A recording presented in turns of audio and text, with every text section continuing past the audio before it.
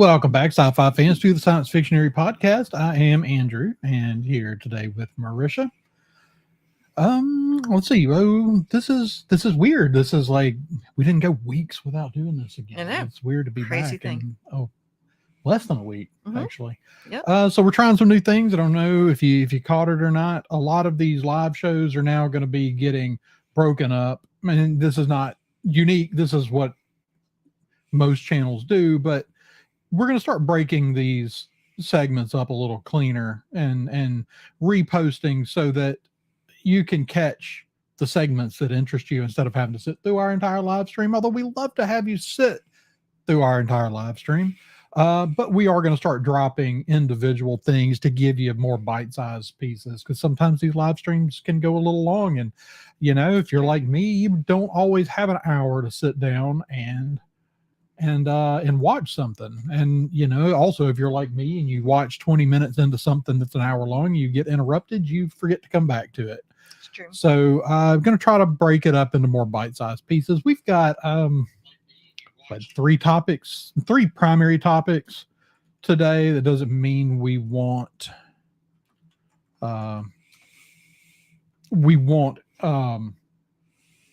go down some rabbit holes into some additional topics. Sometimes that happens. It does. One of the topics I'm kind of surprising Marisha with, I didn't really think about it ahead of time, but I kind of thought we ought to do it, which is to rank the 6 Phase 5 movies. You know, I live in the house with you. You could tell me things. I didn't think about it until we were sitting down. All right. I was trying to come up with a third topic. You know, okay. It's better when you have 3. All right. I think I can probably manage it. Let's see. And then we're going to talk Ironheart episodes 4 through 6. And then we will talk Andor season 2 episodes 1 through 3. And also whatever else, happens to float our boat. Yeah, I'm sure, it wouldn't be our show if we didn't have some other things creep into the conversation there. It's true. But, it happens. So let's kick this off with just a quick discussion about Marvel Phase 5, because we're done. Marvel Phase 5 officially wrapped with Ironheart. I'm specifically asking you about the movies. I thought about ranking the TV shows as well, but I kind of tried to do that because I put my rankings for the movies out over the weekend, and nobody saw it. So we're going to talk about it again today. But really, it's harder to rank. I feel like it's just harder to rank the shows, and I feel like the Phase 5 shows are mostly just very kind of middle of the road. Yeah. I would have to go look at the whole list. Surely they weren't all terrible, but we also had the one we're going to talk about today, which is Ironheart, which ends up being kind of a stinker. I know it's kind of getting the rep as being the worst thing that Disney Plus has ever made. Now, that I think that's statistically, I think as far as viewership, that seems to be where it's sitting. So I understand that. Just running down the list of Phase 5 TV shows, it looks like we had Secret Invasion, which is way worse than Ironheart, for the record. Bad. Ironheart has some moments that make me go, somewhere in here there's a good story. Right. Poorly executed, but there are some redeeming elements. I don't think Secret Invasion really had any redeeming elements, and then had one of the worst finales in anything that's been done on Disney Plus. Yeah, it was very bad. It started off bad. Now we did get Loki season 2.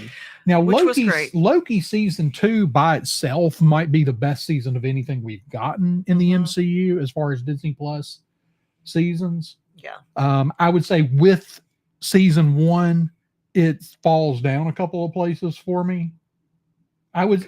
So as a whole, I'd say it's probably like my number 3. Okay. I would say that WandaVision would be my 2 and Hawkeye's my 1. Okay. And so I feel like,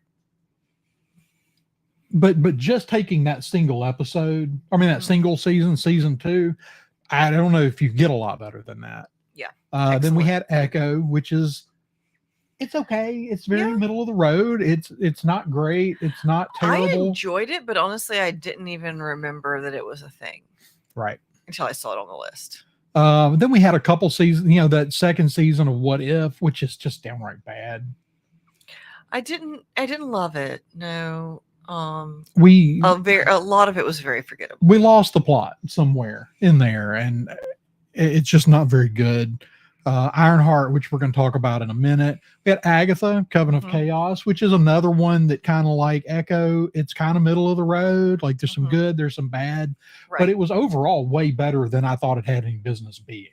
Yes. Because I really thought it was a terrible idea. I enjoyed it a lot. So I didn't hate that one, but the only one, and then Daredevil, which I haven't actually had a chance to watch yet. But for me, as far as the ones I've seen, everything except Daredevil. Loki is. Wait, you didn't watch Daredevil? The new season of Daredevil I have not seen yet. Oh, I liked it. Yeah, I'd need to watch it, but like you were working, yeah, when it came out, and I just didn't watch it. So as far as the ones I've seen, Loki season 2 is just a head and shoulders above the rest. Yeah, for sure. And like I said, to be determined on Daredevil, I haven't seen it. But as far as the ones I have seen, none of them come close to Loki season 2. Yeah. Which I don't think it's any real. I mean, Hiddleston may be the best actor involved there, other than the fact they had Ben Mendelsohn in that Secret Invasion series. I'd say those are both super solid actors. Mendelsohn was just thrown into a really bad script. It was really bad. The Loki season 2 script, phenomenal. Yeah. I think you could have actually made that one a movie and pulled it off. Oh yeah, I think so. I'm a little surprised that they didn't, honestly, as popular as Loki has always been. I think they were trying to do something. Well, they're looking for something to grab the Disney Plus, the streaming thing.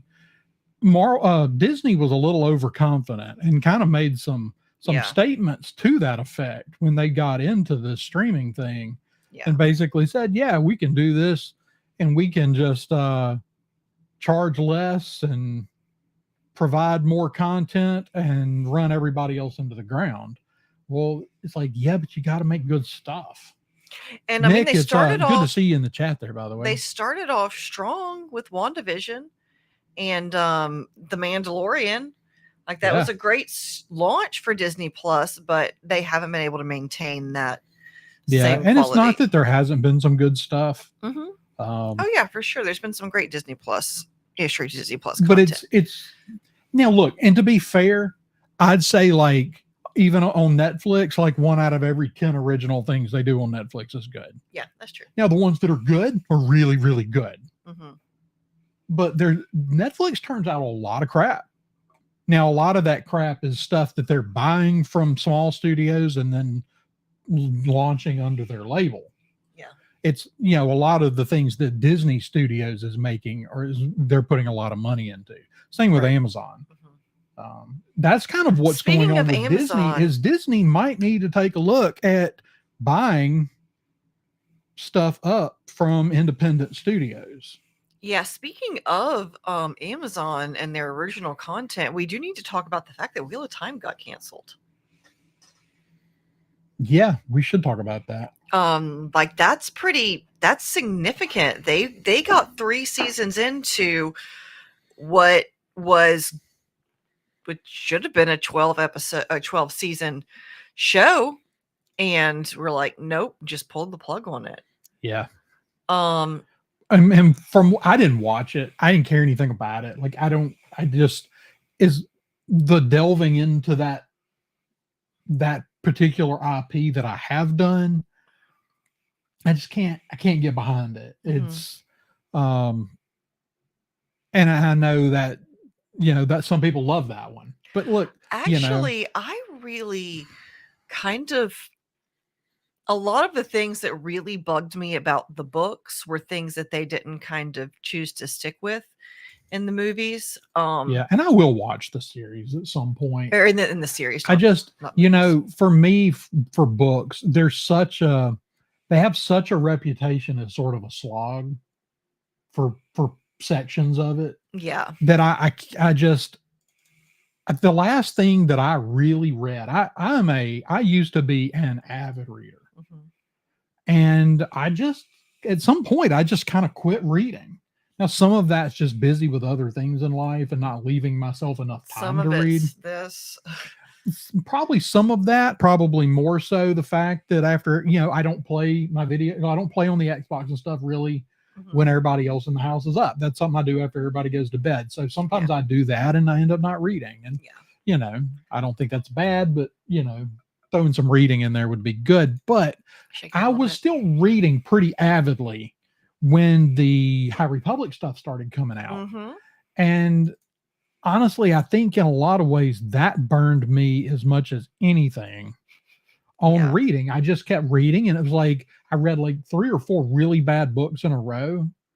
And I Yeah. just kind of quit wanting to read. Yeah. Now I'm currently rereading. I was tried to read it with Red 5 reading, couldn't get through it quick enough. I'm reading The Hobbit for the, Yeah. you know, who knows how many time I'm reading it, but I'm enjoying it. I'm enjoying just, you know, kind of reading it at my own pace there and enjoying it. But the Wheel of Time thing, yeah, it sounded like they had their best season, most well received season yet, Yep. and the plug got yanked out from under it. And I'm kind of wondering if the same thing is going to befall Rings of Power.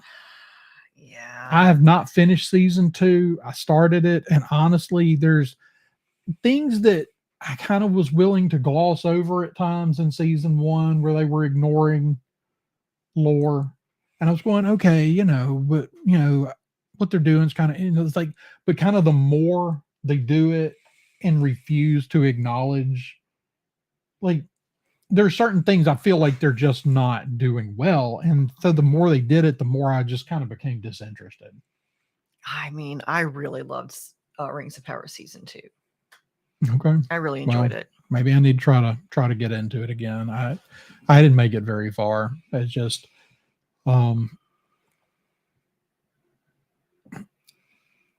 there's a few characters that I can't I watched some of it. Some of it's very good.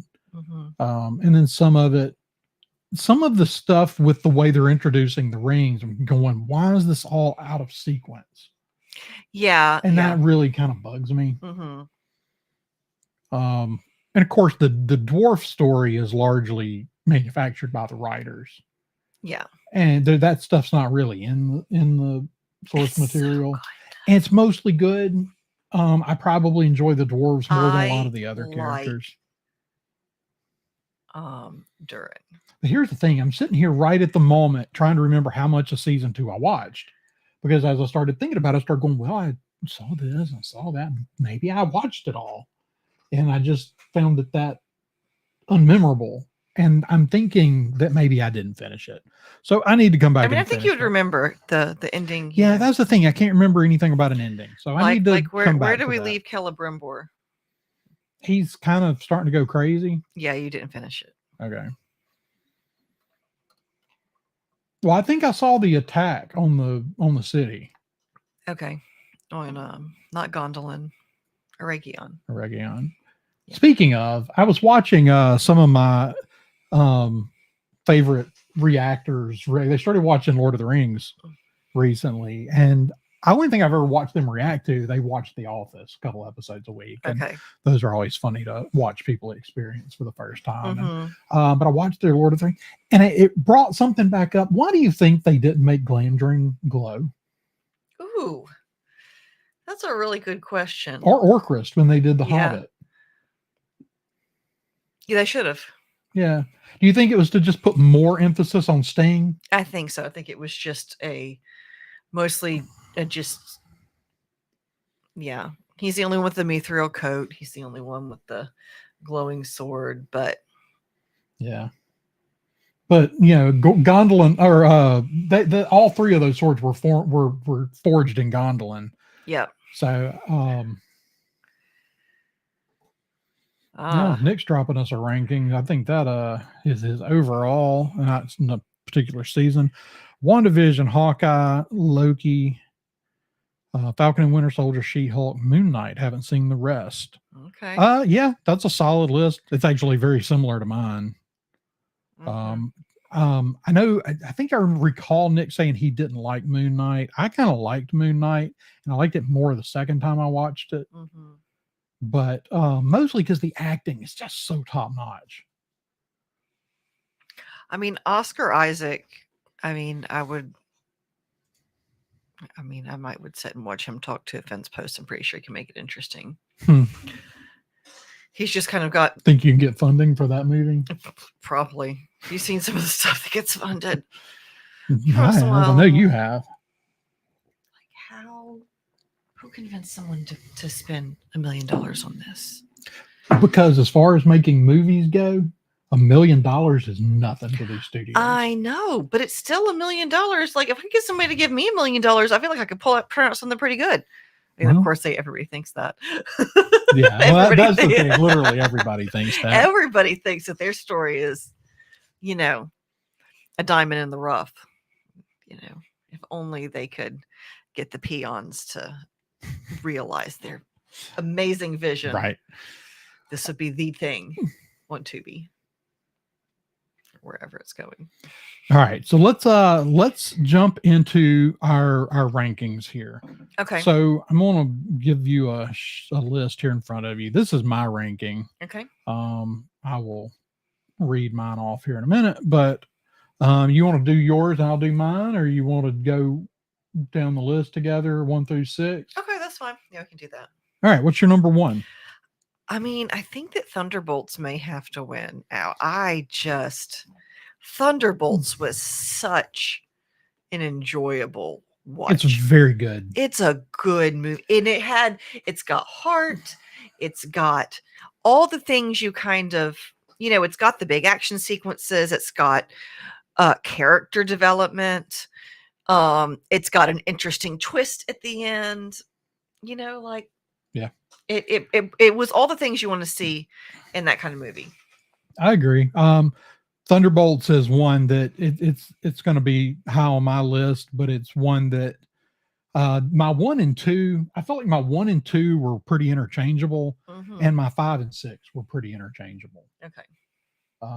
Now, actually, so Phase 5, I feel like top to bottom is way better than Phase 4. Like, not that there weren't some good, there were some good movies in Phase 4. Yeah. But the highs were really high and the lows were really low, like the Eternals. Yeah. Which I still think is probably my bottom of the barrel MCU film. Yeah. Not good. No, it's way down there. It's below the mark. It's below Captain Marvel. It should have been so good, but it wasn't. No, well, they got too pretentious and they got way too caught up in trying to make some sort of art film or something. It's like, it's a comic book film, y'all. Let it be what it is. Like, quit trying to, throw in a sex scene in a Marvel movie just because you could. Because it was necessary. And then for insisting that it's necessary to the story, and it had Bull nothing to do with the story. You put it in there because you wanted it in there. Yeah. And it was so female directors. Seriously. Not that there aren't male directors that do that, but female directors as a whole obsess over that. I've not really worked with female directors. I haven't really noticed very much. And I'm not saying, maybe not all, the ones at the top. Yeah. Like, maybe not your people coming in and getting started, but so my number 1 is Guardians of the Galaxy Volume 3. Okay. And I'll go ahead and say my number 2 is the Thunderbolts. And that's why I say those two are pretty interchangeable for me as far as which one's at the top. Yeah. I think Guardians gets the nod there because it's the culmination of the best trilogy in the MCU. Okay. As opposed to what? Captain America still holds the best movie. Captain America Civil War is an Avengers film. Yeah. And I have trouble considering that part of a trilogy. Yeah. Okay. And Still. that's the only reason I really have trouble considering that a Captain America movie. Yeah.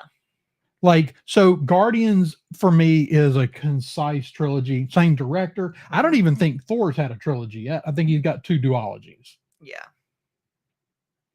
That's I think you've got the first two Thor movies or one version of Thor almost, and second two are a different version. In the fourth one, Yeah. they just went way too far. Which is a shame. Even Chris Hemsworth was like, yeah, we just got caught up in this and went way too far. Yeah. And basically said he wouldn't come back unless he had a new director. Which is crazy because he just loved Taika after Ragnarok. But I think that he felt like the character would needed to come back down to earth a little bit and a more mature version of the character. And Yeah. I don't think it was a knock on Taika as much as he didn't feel like Taika was the one to grow that character. to grow the character. Yeah. Nicole, welcome to the chat. But let's see. So you're number two. Number two, probably Guardians 3. I think I would switch my top two. So I feel like those two, I feel like my top three movies are solid in any phase you put them in. Well, and I feel like Guardians had a lot of the same, it had a really good villain. It had interesting character development. It had a lot of things happening that I thought they did a really nice job. Kind of combining all those things together, which they don't, always in a movie. Yeah. But that one really did well. Yeah. So Guardians is like, it's everything with the characters. Not that the characters hadn't bad big moments, but I felt like Rocket's and Star-Lord's characters have this really big arc, emotional arc. And then Adam Warlock, is 5 minutes old and, gets to grow up. I felt like it was such, knowing that was James Gunn's exit from the MCU, the effect he's had on it, he's moving on to this new thing. I just felt like it was such a good wrap to those character story. If those characters never come back, right, I feel like we've had a really solid ending to that tale. Now, some of those actors really seem to have moved on, don't seem to want to come back. Yeah. And some of them probably would. I know Chris Pratt will come back. There's a lot of rumors about them leaning into Chris Pratt as sort of the lead in the next Avengers film. Yeah. Yeah, Nick said he really wanted to see Thunderbolts, but it left theater so fast. Yeah, I mean, and unfortunately, that's just kind of where we are with these movies now, and they wonder why theaters are failing. Right, like the movies. And it's like the studios are doing the damage. Like this, you used to have, especially summer movies. Man, a movie came out, and it was in the theater for 2 months. Yeah, and then you still couldn't get the physical until 6 months later. You could go to the dollar theater and see it after that. Yeah, but I mean, I remember when I first started collecting physical media, and you had to wait at least 6 months to get that physical media. Summer movies, always bought them at Christmas time. Yeah. Now you go buy them, a month and a half later. Yeah, and for a lot of people, like I've said a lot of times on this show, I'm a theater person. I love going to the theater. I love not having the distractions of home. I love the shared experience, the community experience. But I get it. Some people don't. A lot of people, after people realized they didn't have to leave their houses during COVID. Well, in fact, you can buy an 80-inch TV for what, $400, $500 now. Yeah. I mean, yeah, it's hard to putting an 80-inch screen in our living room, and that'd be the equivalent of how far you're sitting. That's about equivalent to a theater screen. Yeah. And if you also got a good location to do surround, I mean, yeah, you can have that. You can have it, but I mean, for me, it's not being in my house watching it. Yeah. And Maybe if and we I think had we're just like a losing theater something. I think room. losing something with the community experiences is, Well, I mean, like kind of whenever you don't have to stand in lines now. You can just go, get your tickets online, and Mhm. it's all totally different. Yeah. So let's keep going. What's your number 3? Number 3, probably, I think probably the Marvels. Okay. I really just enjoyed the Marvels, mostly because I'm blanking on her name, the little cute girl. Iman Vellani. Iman Vellani is just so delightful. Mhm. And I liked Photon. I liked Miss Marvel. Captain Marvel is whatever. But it was an interesting, it was just a really fun movie. I really enjoyed it. Yeah. Yeah, no, I mean, like I said, I don't think there's anything in this particular phase that I just have a hatred of. Yeah. I'm really the only movie that I just outright purely hated was Eternals. I tried real hard to like it. Yeah. But yeah, so our list have now diverged. My number 3 is Deadpool and Wolverine. Yeah. The catch with Deadpool and Wolverine, it's not for everybody. And it's not the sort of thing everybody's going, even the audience that it's age-wise that it's meant for, it's just not going to be everybody's cup of tea. It's a different kind of movie in the MCU. It was a good movie. I mean, I'm not denying that it was a good movie. It's just it's not so much my jam. It's just not. Deadpool is. Well, I'm not surprised that I like Deadpool and Wolverine at number 3 and you like the Marvels at number 3. Yeah. I feel like that probably captures the intended dynamic as much as anything. Mm-hmm. Yeah. And it wasn't that I hate it. Like I said, the Marvels, Iman Vellani is, the she could be the embodiment new of face charisma. of the MCU, and I'd be great with that. They should really. So my opinion of who they should be leaning on in the MCU right now is Chris Pratt, Tom Holland, Chris Hemsworth, Iman Vellani, Haley Steinfeld, and Haley Steinfeld Florence, may be done. and Florence freaking Pugh. Yeah. That girl is like gold right now. Well, like Florence Pugh was one of those that everybody was kind of going, well, she's good, but I don't know if she can lead a movie. Well, I guess she can. Yeah. Yeah, she really, really, she just did a phenomenal job. So I think that my next one would be just preference wise, not necessarily what a good movie is. I did prefer Captain America. Okay. Over Deadpool and Wolverine. Okay. And like, so just kind of back up and qualify something here. We're not movie critics. Like when we rank these movies more often than not, we're giving you our opinions. Like period. I liked it. Like what we liked.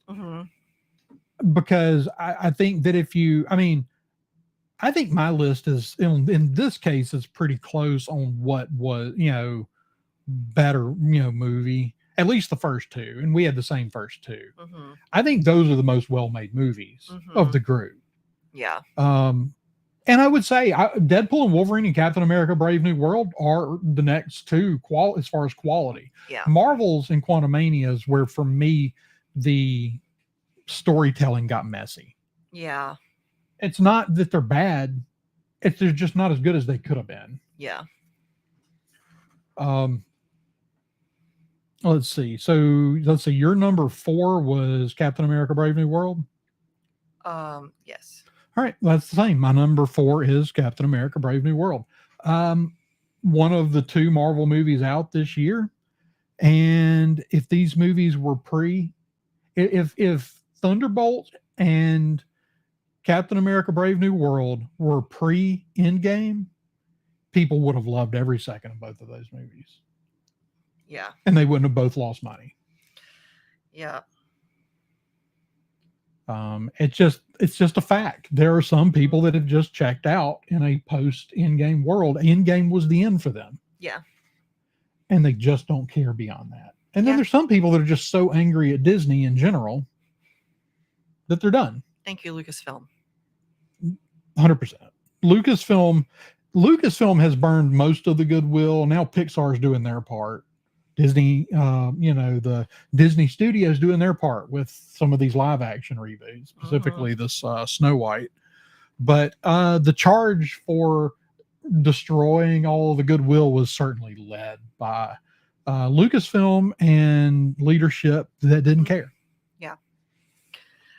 Let's see. So my number 5 is The Marvels. Okay. Which you had at your 3. Again, I think it's a good movie. Aman Vellani, fantastic. So charismatic. I really hope they do more with her, and I hope that she is able to land in a movie that's actually successful. Because so far, her 2 movies have not done well. Her movie and her show just haven't done particularly well. Yeah. She's a ton of fun, and I think that I wish people would give her a chance. Yeah. What's your number 6? Did you give your 5? No, you didn't. My Deadpool and Wolverine. Okay. Like I said, it's a really good movie, but it definitely had its honestly the meta joke with Chris Hemsworth, no, Captain America, Chris Evans, yeah, as Johnny Storm was. I mean, like and then the payoff at the end, he's like, and he said this and this and this. Basically every character Chris Evans had played up until before Captain America was basically Johnny Storm. Yeah. They all had that personality. And that's why when they cast him as Captain America, everybody went, "What are you doing?" Yeah. And lost their minds. He ended up being a terrific Captain America, but he, playing totally against type. Yeah. Yeah, sometimes it works. But yeah. Krasinski was the number 2 option. He would have been great too. He would have been. He was the number 2 option for Star-Lord as well. But I think he's kind of at a point in his career where he's not necessarily looking to get tied to multi-film contracts. Yeah. Especially since he's directing. Well, and not just in his career, I think a point just in his life and his family. He's got a young family. Yeah. He's got young kids. And his wife is also a very successful actor. So I think... and they're doing a Jack Ryan movie. Ah, that's true. They are. So he was a fantastic Jack Ryan. Yeah, he was. So that puts number 6. Same movie for both. Ant-Man and the Wasp, Quantumania. Things I love about it. Things I still haven't Michelle decided. Pfeiffer's great. Yeah. Well, everybody, I think the acting's fine in it. Yeah, all the actors are great. It gets a little weird. Yeah. But it's the quantum realm. It's allowed to be weird, but it's just some of the things happen almost too conveniently. Yes. I'm sorry, but that person should have died there at the end. They just should have. Yeah. It didn't make sense for the story. I don't hate it. It's the least well-constructed movie of this list. Yeah. Like I said, the acting was all good. And I enjoy Paul Rudd just as Ant-Man a lot. But, Yep. All right. It wasn't my favorite. I believe that is all of the Phase 5 movies. For some reason, when I started making this list, I thought that Doctor Strange and the Multiverse of Madness was a Phase 5 movie, but apparently it was a tail end of Phase 4. Yeah. And as much of a mess as that movie can be in places, it's one of the better Phase 4 movies. But I think for that one, I'm a huge Sam Raimi fan. And so for me, there's a lot of very Sam Raimi things in that movie. Yeah. That some people were like, "Oh, this looks terrible. This looks my favorite this looks B movie." And it's like, yeah, because they basically did the zombie in the Deadite style from the Evil Dead movies. My It's like, favorite yeah, thing it was the would- random text message you got from our brother-in-law saying, "I'm watching the new Doctor Strange movie, and it just feels like it was directed by Sam Raimi." And you were like, yeah, "Because it was." Yeah. yeah, no, and that's the thing, and I think that's great that Mhm. he, he's not a huge Sam Raimi watcher. Like, I mean, I've watched a lot of Sam Raimi stuff. I mean, he's Mhm. probably, Cole has probably Seen them seen all a at your couple house. of those things at my house, at my Yeah. apartment back in the day. Yeah. And truth be told, but I think that's a huge thing that even he watching that went, wow, that looks like a Sam Raimi movie. Mhm. And probably his biggest Sam Raimi thing was the first two, those Spider-Man, the Tobey Maguire Spider-Man movies. Yeah. There's some rumors Sam Raimi's coming back to do something else too. I mean, I loved me some Sam Raimi Spider-Man. Oh, and before we abandon this list here, related news. If it turns out to be true, the big rumor right now is that the director for the Thunderbolts is going to be the one to bring the X-Men fully into the MCU. Okay. And I think his tone is perfect. Yes. For bringing in the X-Men. Mm-hmm. He did a really good job with that, with the honestly, potentially kind of lackluster team up. Like Which you could have the Thunderbolts, like it could have definitely been it could have been note. terrible. It could have been really bad. But they really managed to play into everybody's strengths and really a really good balance of the humor and the gravitas. It made us, gave you threads to help you like these characters. I'm pretty sure our like kids were going to cry Walker. when that little girl disappeared. I think the whole theater just about cried when the little girl disappeared the first time. Like, yeah. That was one of those moments you get that audible gasp in the theater, which again, it's one of the fun things about watching a movie with people. Yeah. Is the shared experience. Yeah. Anyway, so that's going to wrap up our rankings of Marvel Phase 5. So that we're way further in than I intended to be. So we'll see if we get through everything here. Well, we talked for a long time. We did. So we'll see if we get through both of the other topics today or not. We got to do one of them. We can always do Andor later. Mm-hmm. Let's see. Let me find my thing so I can switch this over here. And Ironheart episodes 4 through 6. Now we kind of both, I think, were more or less on the same page through the first 3 episodes. Flawed, but not terrible. Like it could be great. Like they could do great things, or they could do really terrible things. Well, for me, they turned around and did the really terrible things. And I thought right up there till the last 30 seconds, I was like, yes, she's finally going to grow a conscience. Yeah. She's fine. Like she had her conscience has kind of been pricking at her this whole time. But I was like, she's finally going to come into her own and make a morally right decision. Right. And she doesn't. So what is the takeaway? What is the moral lesson of this movie or this show? And it's just keep doing whatever you feel like, whatever feels best. Be selfish, be greedy, ignore your conscience, and everything will just keep working out. Well, and like her little friend interest or her little love interest, she asks, "Am I a good person?" He's like, "Well, And he actually refuses to say you're a good person.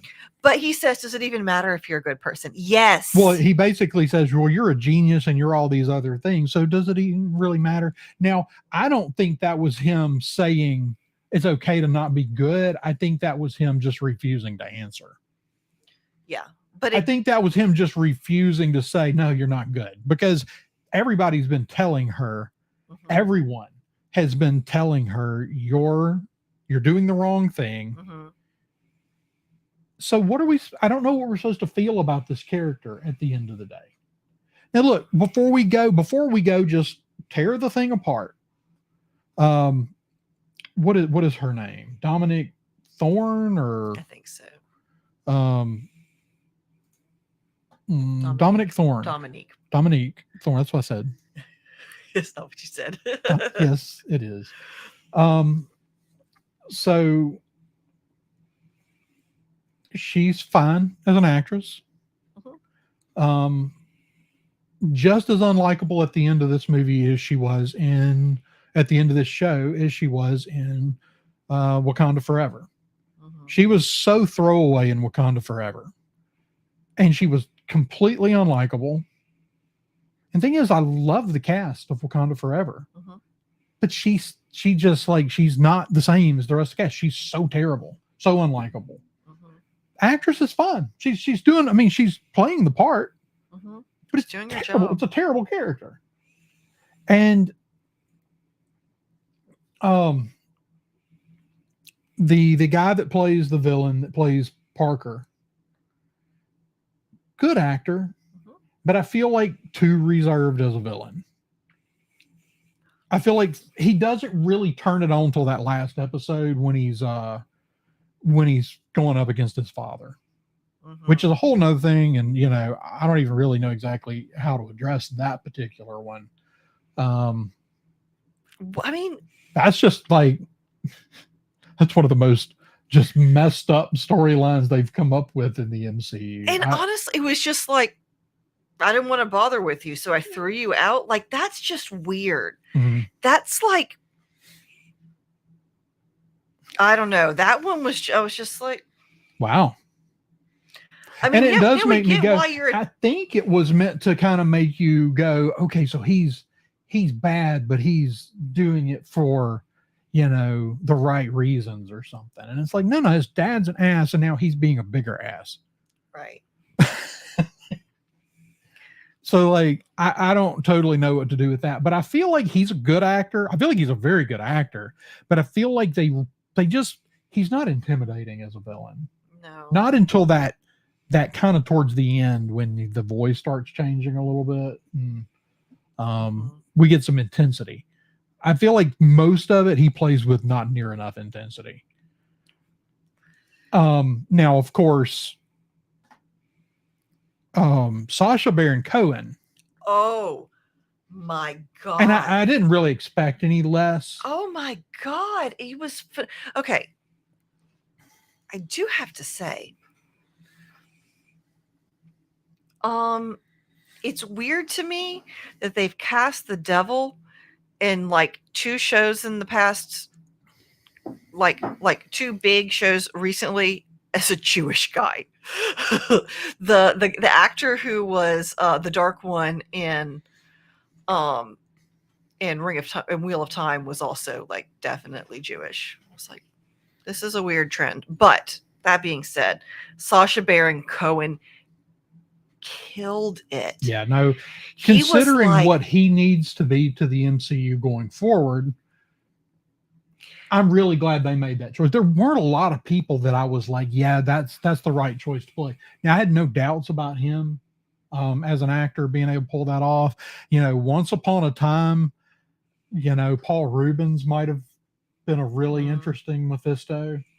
A weird one, I think Danny Pudi actually from Community actually could be because he can mean like he does comedy well, but I mean he can yeah. turn on just this like intense But man, that the sinister, mhm, like I mean, I bought and but sinister, but yet also charming. charming.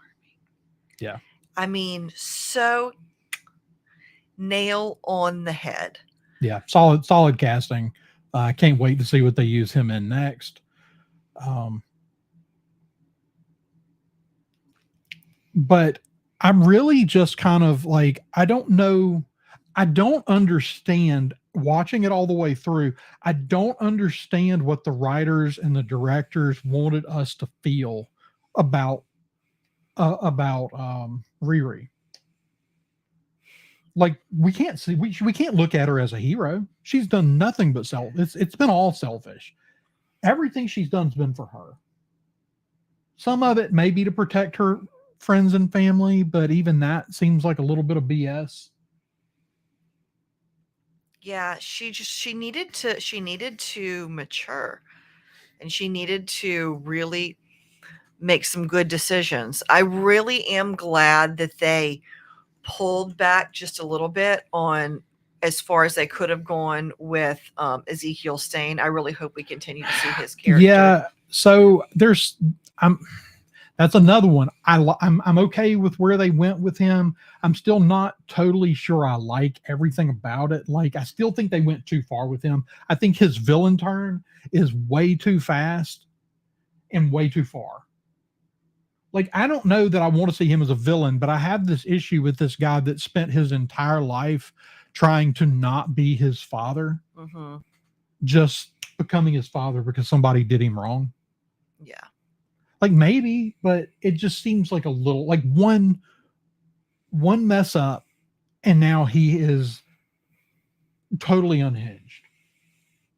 Now we see him rein it back in. Instead of killing her, he destroys the suit, and that seems to be good enough for him. Yeah. And he walks away. But he tells her later when Riri helps reboot his system that it's been hacked, that, like, we're not done. Like, yeah. Okay, but now, him in there going, sorry, shh, get out of the way, I'm getting ready to throw that.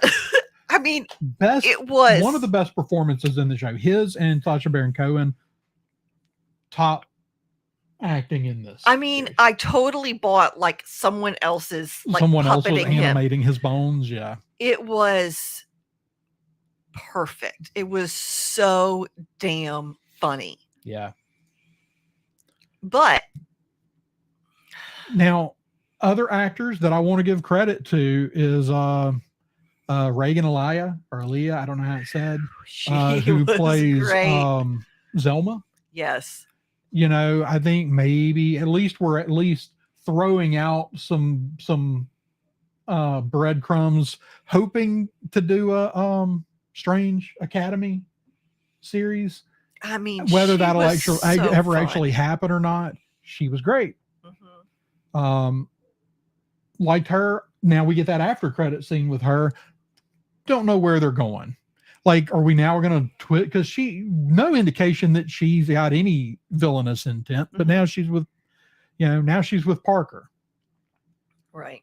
So, and also, like, what is Parker after at this point? It's presumably still chasing the same thing that's now been snatched away again. Presumably he's still after that hood. Well, he could be after the hood, but I mean, I don't know. He's still got his stuff though. And why he's not in prison? Because let's be honest, this whole plot of I'm going to force these rich people into signing a contract to make me an employee and sign over all this stuff to me, like, contracts signed under duress, they're void. Yeah, there should definitely be like some sort of major blackmail tied up in that, or there's it's all extortion. Yeah, it's all extortion, but like they never gave you any compelling reason for like why they don't call the cops.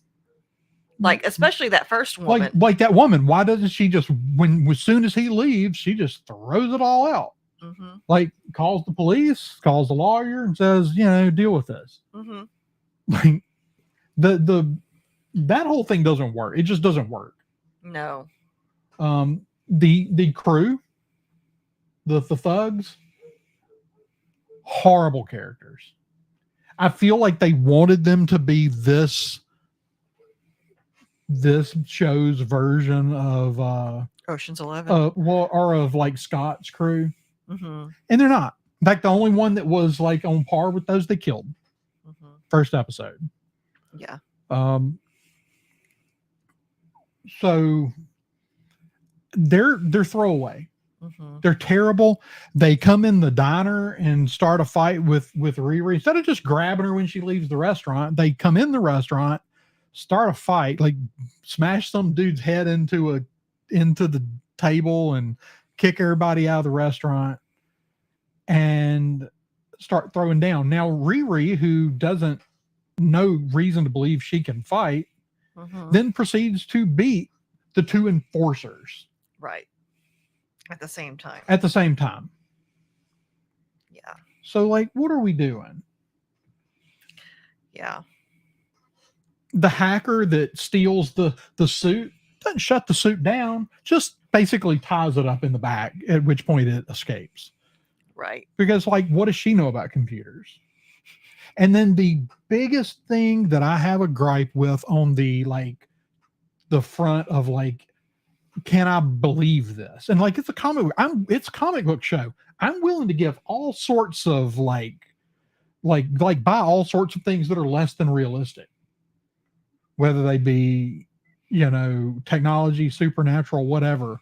She didn't have the tools, didn't have everything she needed to build a suit, right? Tony can build these suits. He's like the only person that can build these things. Like not the one he built in a cave, but like the ones that he built with all of the best equipment that money can buy. And she builds one out of a car in like a day. Yeah. Like, what? Yeah. It was not very. I was like, really? All of the most advanced things she needs is in a like formed all that. But like, car? was she hand forming all this metal? And where did she get all the tech? Right. Like, that was the problem the whole time. She never had the tech. Right. And now all of a sudden she has it in a car from the 60s? No. I don't. I understand what they were trying to do there, but it was a little bit of a stretch. Well, and the whole thing, she was like, she couldn't make it exactly what she wanted at MIT because all she needed was more money. But all she needed was a car, 40-year-old car, and she could have made this like a 60-year-old car. She could have made this from the word go. Like, well, then you don't. Not right. So, like, well, I'm sorry. I guess I was wrong when I thought you needed help from the Wakandans or to call Pepper Potts or something. But like in this, all of this, like, if only I had the money. If only I had the money. I just need the resources. She needed the resources, and then but also until she didn't. Right. Until the story was like, never mind. This is the resource you needed was a car. Yeah. It was a little much, but again, I would have been like, okay, like I can ignore all of that if we had gotten to the end and she had made a moral decision. Yeah. And here's the thing. I feel like they kind of tried to. So I was reading an interview with the showrunner, and basically said she has things in place to escape a certain fate.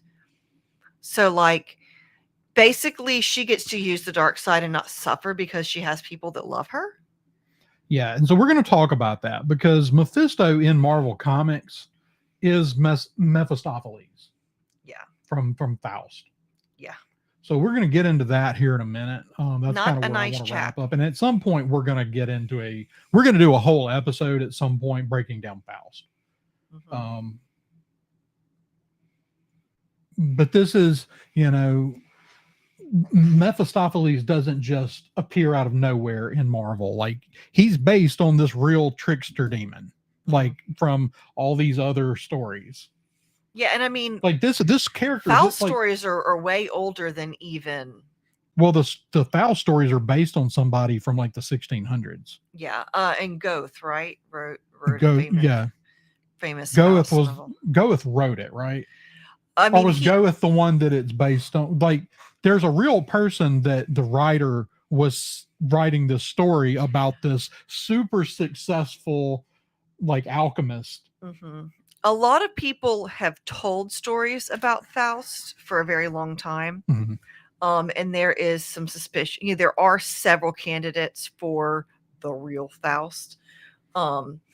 But he wrote the most famous treatment. Yeah. And that's from the 1600s or 1700s. I mean, I feel like it's Age of Enlightenment. I feel like he's kind of contemporary with like Voltaire and all that.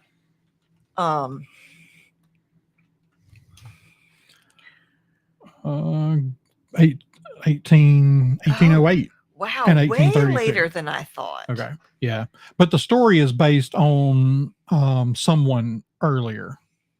Okay. I mean, yeah, he wasn't the first person to tell these stories. It's kind of like Shakespeare. It's like a lot of these stories are Right, kind right. of I mean, stories that like people have been telling. Mephistopheles is not his creation. This is a trickster demon from other mythologies. Mm-hmm. Like, this is a demon that can be summoned and show up and give you all the things that you want in turn for selling your soul. Right. Now, in the Faust story, Faust is saved and goes to One version heaven. of the Faust story. Well, one version, the more popular, the most common version that everyone reads. Now, what saves him is that he finds ultimate joy in doing good things for other people. Mm-hmm. Well, In the intercession of a virtuous maiden that he wronged. mm-hmm. Yeah, because it wouldn't be a good 1800 story if you don't have a virtuous maiden to save the wayward lost soul. Right. But yes, yeah, and I feel like there's a lot. I think that they're trying to have her basically she gets her cake and eats it too. Yeah. And so we're telling the same story as the Acolyte.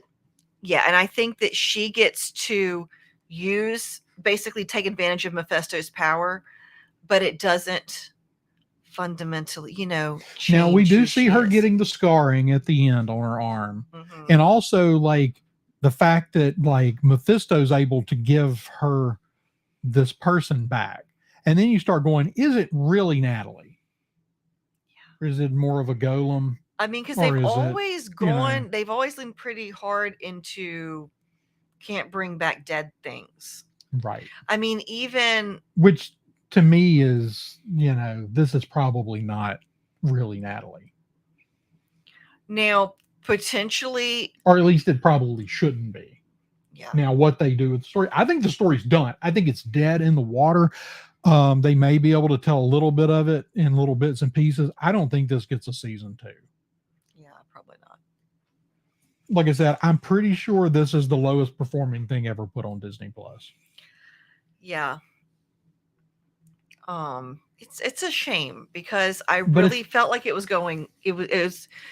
Well, and that's the thing. Going so, what is their intention? Is their intention to tell a Faustian story mm-hmm. where she's going to have a redemption arc?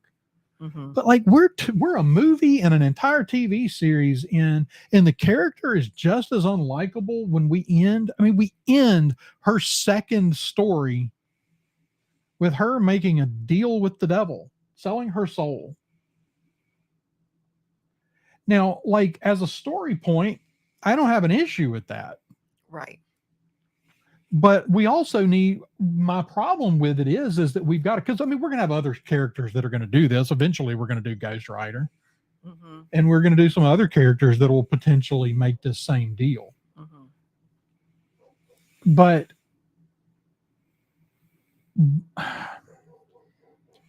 the problem is I need them to be honest about what the character's doing. Mm-hmm. And I feel like they're not. I also have a problem. They kind of, I think they kind of really screwed the language up when they talked about magic. Mm-hmm. They talked about magic, and the Zelma in particular says, look, magic's a give and take. It always exacts a price. But I think we don't see that with Doctor Strange or Wong or any of these people that use magic. We only see this in places where dark magic is used. We've, to this point, only seen it when the Darkhold has been involved, where dark magic absolutely comes with a cost. It's like using the dark side of the Force. It exacts a price. Yeah, and honestly, so why was there not more of a pause about like you're using this remnant of this evil? Yeah, so the character was to power your suit, and nobody's like, no. I mean, they don't even want it in their shop because it's so evil. And then they're like, all right, new plan. Let's use this to power your. Well, more specifically, the mother didn't want it in her shop. That's true. And she's not there when they use it. That's true. But why is Riri's mom not like, no, boo? I feel like she's been she's had her head on pretty straight. Yeah, everybody, the people that have said no, this is a bad idea. Nobody's going to speak up when we're going to use the evil piece of cloth to power the suit, with a magician standing there saying it's going to come at a cost. Right. And who knows at what it costs now? I mean, because she also has the cloak. Right. So yeah, I don't know. I feel like they're not. I feel like they're glossing over the decision she made. Yeah. I feel like they're glossing over it and acting. You're like, oh look, she got Natalie back. Isn't that sweet? I mean, not really. Right, but we also have this, like, again, my biggest problem with this story is I don't know what I'm supposed to think about the character. Yeah. I don't understand. One, unless you're completely self-centered and selfish, I don't even know how you can get in the headspace of understanding the character. Right? Who's this character for? I don't know. Like, we can, again, the story seems to be, do all the bad things you want, be as self-interested, selfish, disrespectful as you want to be, ignore all the people that you supposedly love that are telling you you're doing wrong, and just keep getting everything you want. Yep. I mean, that's very postmodern. It's very postmodern, and which is why I said it's ultimately, I think if you dig down deep enough, basically telling the same story as the Acolyte. Yeah. And for that reason, I don't throw it out. Yeah. It may even be worse. It may even be worse than Secret Invasion. Yeah, it's pretty disappointing. I just don't like the. I don't like. Look, I called the Acolyte evil, and I think this is right there with it. Yeah. Like, the best case scenario for this show for me is to teach my children all the things that are done wrong, all the things that are wrong. Like, that's the takeaway for me for this show is it is an opportunity for me to watch this with my kids and go, you see how terrible she is?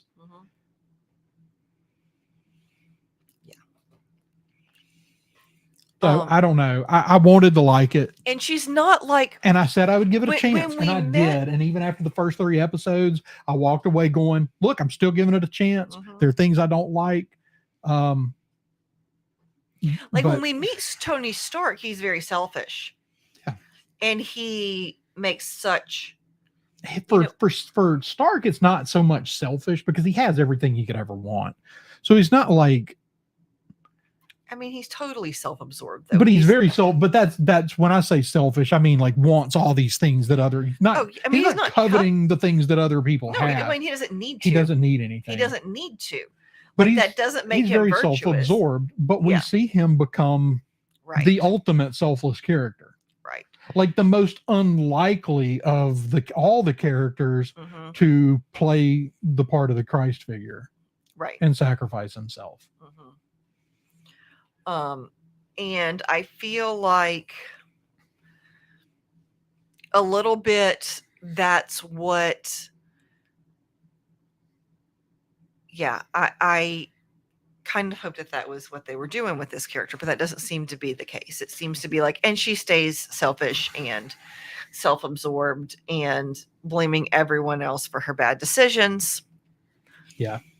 And look, the whole, like, the sort of narcissist that thinks that everyone is out to get them all the time and points their finger every time something goes bad in their life and they point at somebody else. I have nothing for that. Yeah. I have deeply personal reasons for having nothing for that. Yeah. I tried to like the character. I said from day one, what they have to do to make this show work is they have to make us like the character. And I felt like they were moving that direction and then threw it all out the window. And I leave off hating the character more than I did. Yeah. But I liked her. Now we get some cool shots. I think the DP on this show, phenomenal job. Mostly, there's the scene where the suit picks her up in that final episode. The suit breaks free and saves her before she gets run over by the car. And they have this incredible shot of her punching the front of the car and the car flipping. And then they ruin it. Instead of holding on that shot, they switch to a reflection of the character that can't act their way out of a paper bag, making this just goofy face with the reflection of Riri in the windshield. And it's like, you had a really awesome shot and you threw it out. That's not the DP's fault. That's the editor's fault. Well, they shot it. I'm just saying they shot that scene. May not be the DP's fault. Maybe probably more the director's fault. Yeah. So I wasn't necessarily saying it's the DP's fault because the show's phenomenally shot. Yeah, it's beautiful. Very, very well, very, very good. I think costumes great, with the exception of I think the cloak doesn't look great. And I don't know if it was lighting. Did it look more red as we went forward? Or was that just lighting? I don't know. And maybe they lit it to look more red as we went forward. I mean, honestly. And we do get our first little look at Mephisto in the reflection in the spoon. I'm kind of mad they didn't show it full on, but I also understand they probably weren't allowed to. One, it would have cost a lot to do a fully rendered, Mephisto. It would have been a big budget increase. Also, they probably wanted to leave that for something bigger. Yeah. But we do see the reflection in the spoon.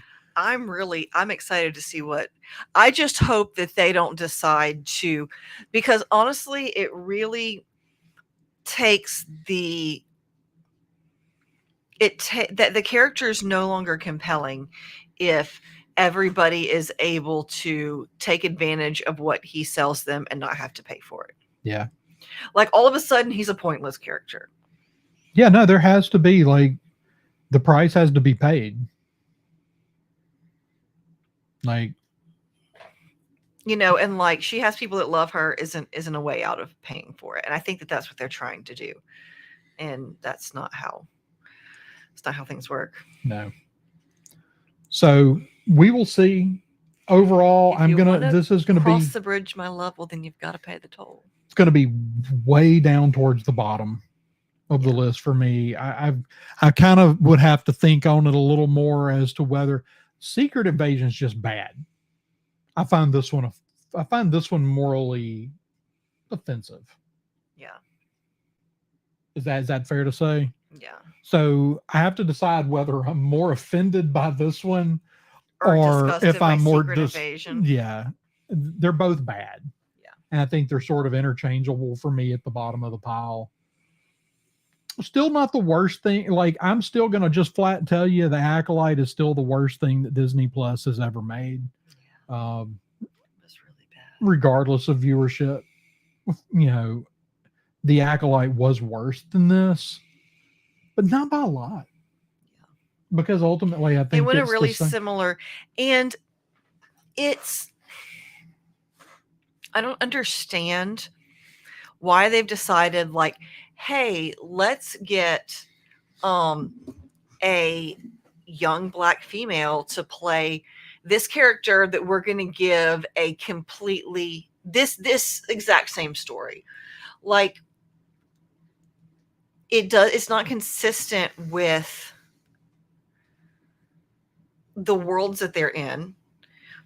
And, there's always going to be pushback against female characters, against Black female characters. Why would you give them a story that quit giving them crappy stories? Yes, quit giving them crappy stories. Tell them good stories. They deserve good stories.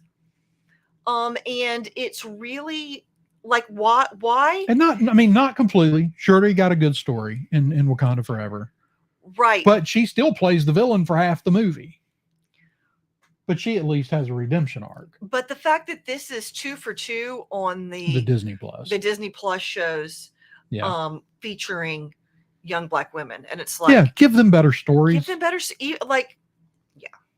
And look, I'm not sure how much Ryan Coogler was involved in the making of this show. His name is on it as a producer. He was the creator. He's the one that wanted this show made. I really hope.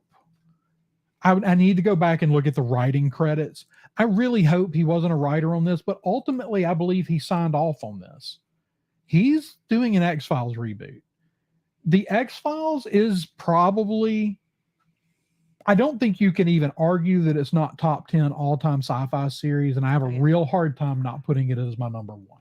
Oh, that's why they had. That's why there were. That's why she was watching the X-Files. Yes. It's because Coogler is doing the X-Files. This makes me incredibly nervous about the X-Files because I don't think Coogler is going to be super hands-on with the X-Files other than producing and just kind of being the guide. I don't think he's going to be writing every episode. And so this makes me really nervous about that. Yeah. And look, Coogler, I mean, I would say he's first Black Panther movie, fantastic. Second one, it's okay. It's mid. It's very mid-tier Marvel. I mean, which is... And then this is bottom of the barrel. Yeah. So we're seeing diminishing returns here. Yeah.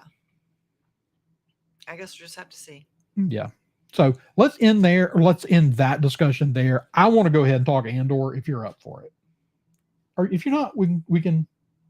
It's 6 o'clock. You're going for a walk this time. I know, but I'll just be a little late. All right.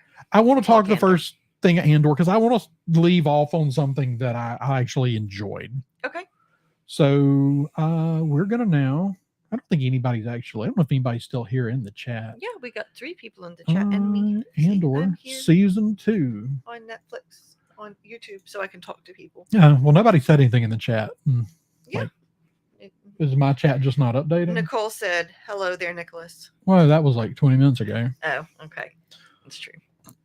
I mean, it shows we have 4 people in chat, so maybe there's still some people there. But let's, so I'm late. Marisha was working when this came out. I didn't watch it when it first came out. But let's talk Andor season 2. Now, we're only talking the first 3 episodes. If I understand correctly, it's in 4 3 episode arcs with some time jumps in between.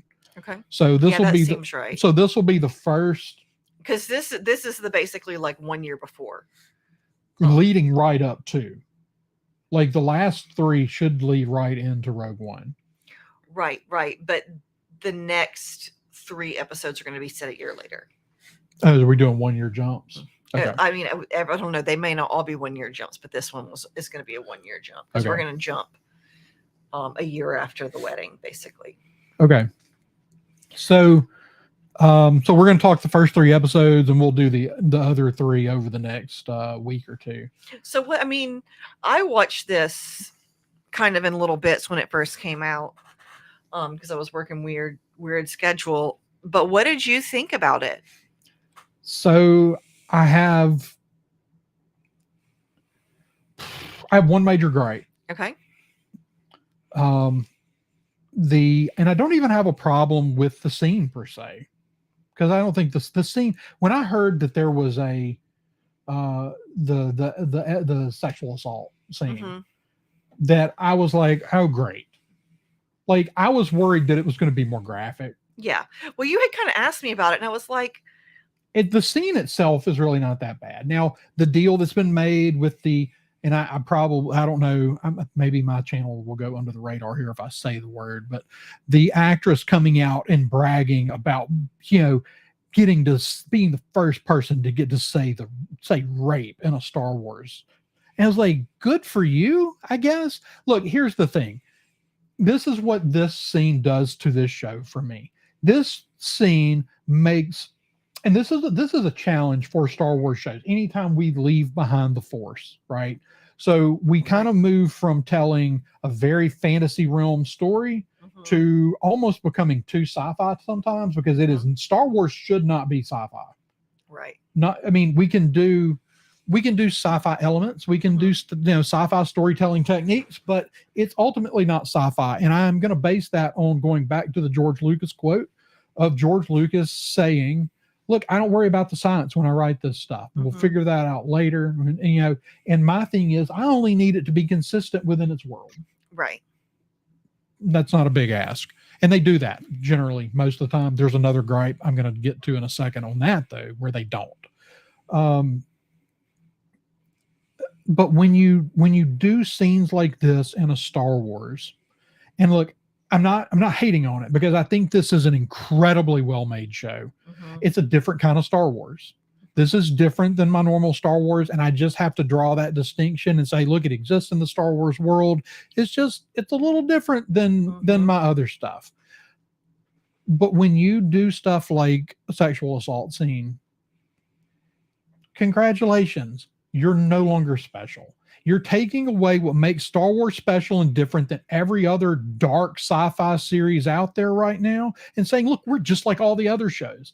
You're throwing away what makes Star Wars special. And That's that's fair. not to say it's bad, because Yeah. I think the first 3 episodes, I think it's a tremendous show. Mhm.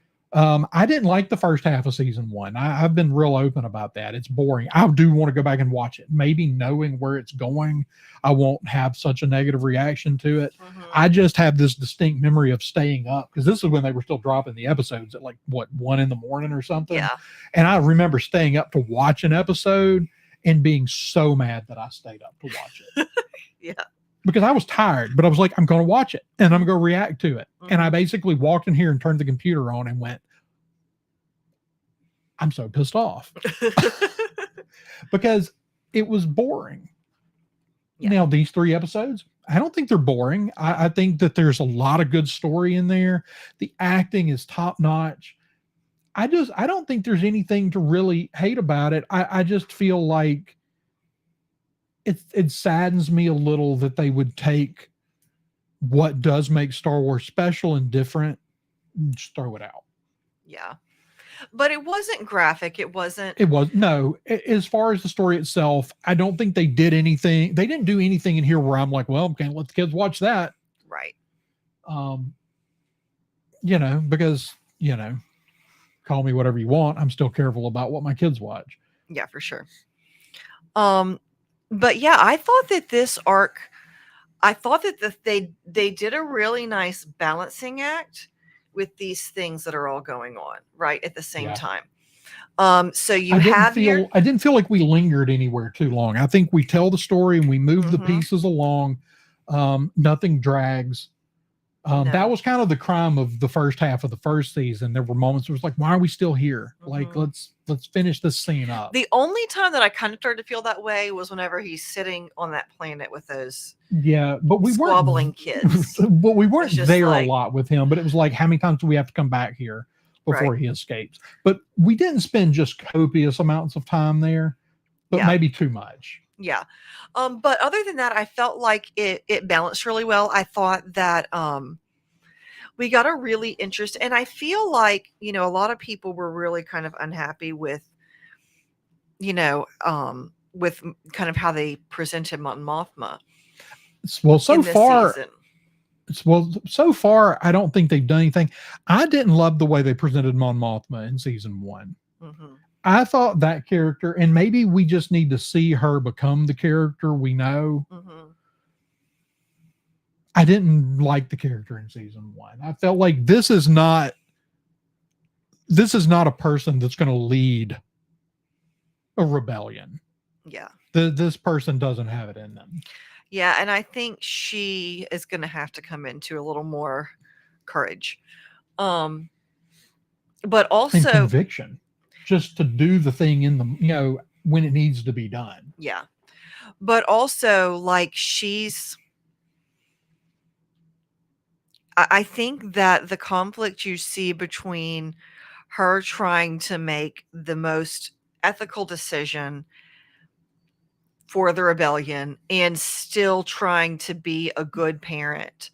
Well, I mean, yeah. the reality is that can be a really big conflict for people who are in delicate situation, people who are trying to infiltrate corrupt regimes, like if they have people that they love, then Yeah.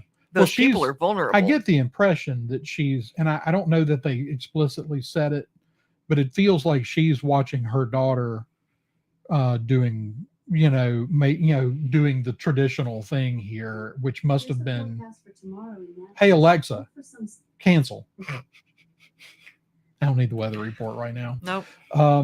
I feel like did we get an indication that this is how her and Perrin Yes. were paired up? Okay. Yeah. I couldn't yeah. remember. We've kind of gotten So she's and there's clearly this is not a loving relationship. And so we're sort of getting her fears for her child. Mm-hmm. And I think she's so caught up in that right now that she can't be much else. Yeah. And that's understandable. Mm-hmm. Like, I understand. This is one of the things, like, lately with some of these shows that I've really hated, I've gone, I don't understand the character motivation. What is this character's motivation? In this show, I understand the character's motivation. Mm-hmm. I don't think there's any character where I'm looking at them and going, I don't understand what they're about. Mm-hmm. I understand what the characters are dealing with and what it is they're trying to accomplish. Mm-hmm. And I understand she needs to be.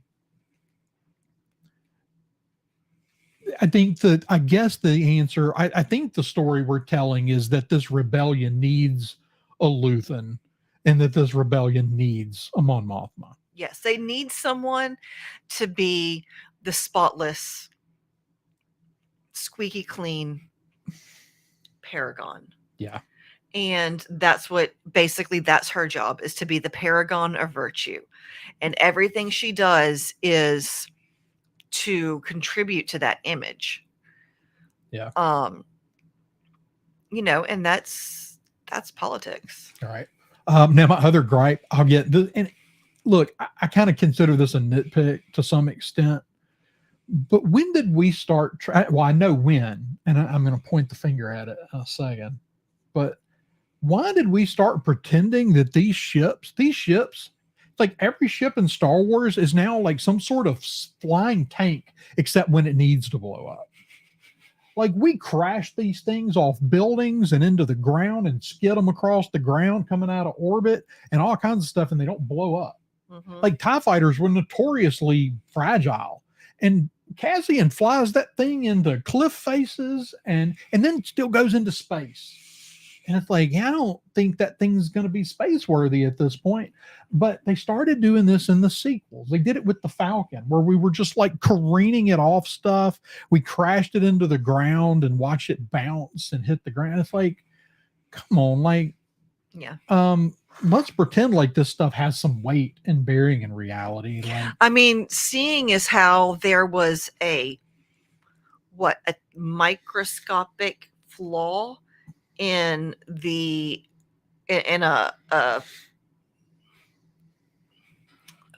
Challenger. Like, the Challenger explosion was like a little tiny crack and some styrofoam somewhere. Right. Well, see, and my like whole it hits thing the is, atmosphere and it's right. And my whole thing is, like, I don't hold Star Wars to science standards. Right. I only hold it to the standards which it has set for itself. Right. And I feel like this, now that we can just careen ships off, like, I can fly this ship into a cliff face and it doesn't do any damage, but then we hit it with a laser and it blows up. Like, let's, yeah, that's fair. We've started treating these ships like they're indestructible, except when we need it to blow up. Yeah. I don't like that. We didn't treat them that way. We didn't treat TIE fighters. I mean, if it makes me think if J.J. Abrams made the Empire Strikes Back scene where they're flying through the minefield, it would have just well, been, not the minefield. It's not a minefield. It's the asteroid field. Yeah. That the TIE fighters would have been bouncing off of stuff instead of like clipping an asteroid and blowing into a million pieces. Like, I mean, we have the Millennium Falcon takes a couple of scrapes and it tears pieces off. Mm-hmm. But now we fly them into things that doesn't do any damage. Yeah, that's fair. When the Millennium Falcon's flying through the second Death Star and they rip off the dish off the top of it. Like, now I feel like we had just like, it had just like blasted through that part of the Death Star and come out unscathed. It's like, I don't know. I just don't like it. Yeah. I can consider it a nitpick. It's not ruining any Star Wars for me. Yeah. But like, it's inconsistent. Yeah.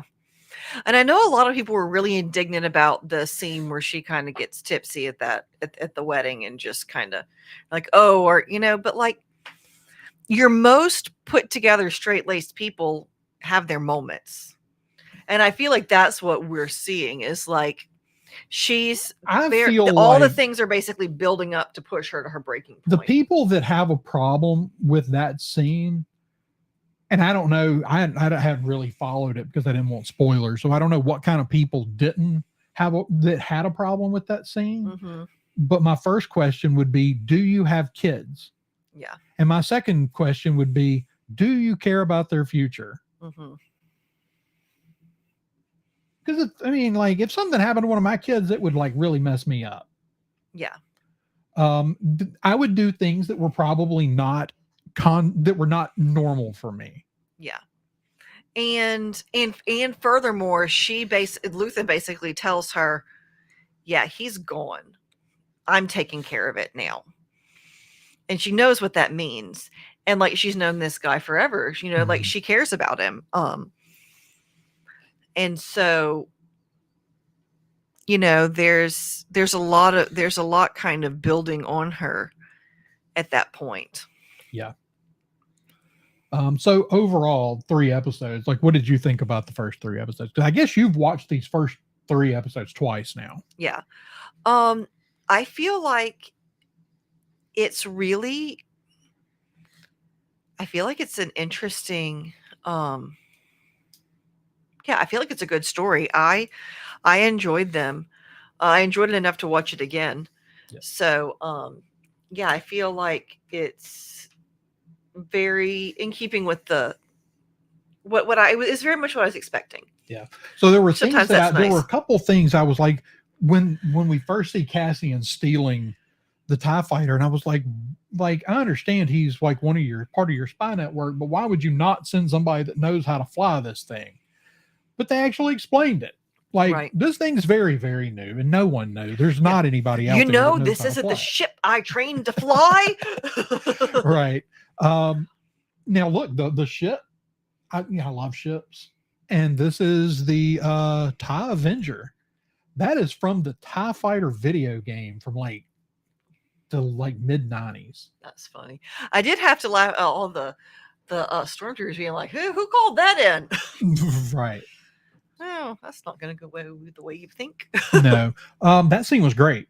Mm-hmm. I love seeing Cassian come in there. I hated, this kind of story we're telling if people don't die. I feel like this is, go back to Joss Whedon, things that Joss Whedon says. If there's no risk of characters, even your favorite character dying, then we can't make this feel real. I mean, and I'm pretty sure that Bex doesn't make it through this whole show. I don't know. I mean, I feel like the only person that has to make it, as far as kind of our kind of leads, are Mon Mothma and Cassian. Because we got to see Cassian die. Right. Oh, so tear your heart out. But I feel like if Bex is still around, then, I feel like it kind of, well, see, that his interactions with Jen cheapen it a little bit. Not that I think it's necessarily romantic. I don't think his interactions. I don't think there's anything romantic between Jen. But I think that there should be some kind of like reference to his wife, as he's dying. That's the thing, is I think he's lost everyone, which is why he has no qualms about going on this mission. Mm-hmm. Yeah. Now, granted, everybody's watching us review this has already seen the whole season, but true. So we may be totally off base here, but yeah, I'm figuring he loses his whole crew. I mean, like, I feel like we would have seen B around if he were still around. I'm excited to get to meet K2. K2, yeah. K2's great. Speaking of, I was watching one of the Superman trailers the other day, and the robots in the Fortress of Solitude are talking, and it's Alan Tudyk. That's I was great. like, why does that robot sound like Alan Tudyk? And it's like, oh, it is Alan Tudyk. That's great. But anything else you want to add about Andor? I don't think so. So, I'm like I enjoying said, overall, fantastic show. I love what this show is doing. I feel like this, even though it's different than what I fell in love with about Star Wars. It is just a tremendous show, and it's a very honest take on what it would take to create a rebellion. Yeah. Like it's not squeaky clean. Yeah. And they're willing to go there. I hate that they recast Bail Organa. I assume that happens later in the. We hadn't seen that yet. I guess it's in the next episode then. Yeah, I was like, "Where's Jimmy Schmitz?" Don't even like it was not even like anything important. It was just like he just kind of came through, and I was like, "Don't care." Literally, don't care. Bring us back our Bail Organa that we know and like. It's true. They would have had to done some de-aging.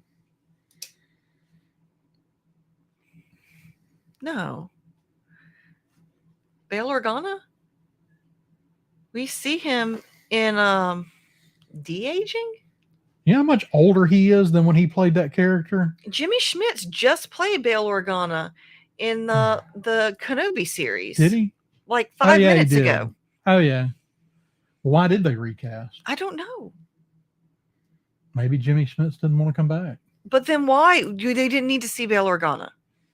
I mean, it'd be kind of weird to not see Bail Organa at this stage of the rebellion, though, right? I mean, he's like one of the like founders of the rebellion. Yeah. I still like just adore the fact that the actress who they cast as Mon Mothma 20 years ago in the prequels cut all of her scenes. They've now brought back. I mean, we saw her, she was in a lot of like deleted scenes. She was in all of the books and stuff. Yeah. Her image was out there, but we never saw her in this theater as Mon Mothma, and here she comes back 20 years later. She's very good. Great. She's done great. Yeah. All right. Well, so overall, I love the first 3 episodes. I did have some gripes, but I feel like I loved the last 5 episodes of the first season, and I feel like this hits the ground running at that same pace. I agree. I feel like it just took a little longer than I would have liked to have come up to speed. Yeah. But it seems like it's holding there well, and I think as far as characters we're adding to the lexicon here, Luthen is an awesome character, and I don't know they could have gone and found anybody better to play that part. He's just he's good as either menacing or crazy or both. Yeah. All right. Well, I think that'll wrap us up. Unless you have any final thoughts on the first 3 episodes of Andor, but we'll be back to talk about that more. And then, of course, when we're done with it, we'll review the whole, kind of give our thoughts on the series as a whole. But I know that it's a very, very late reaction to Andor, but it's what I can do. All right. Well, thank you to Nick and Nicole for joining us in the chat. If you're still there, I didn't see anybody else come through. We're kind of a weird time of day, so it's true. But thank y'all for hanging out with us. That's going to do it for this time. Catch us on Twitter, hit that like button, that subscribe button, and we will see you next time. And until then, may the Force be with you.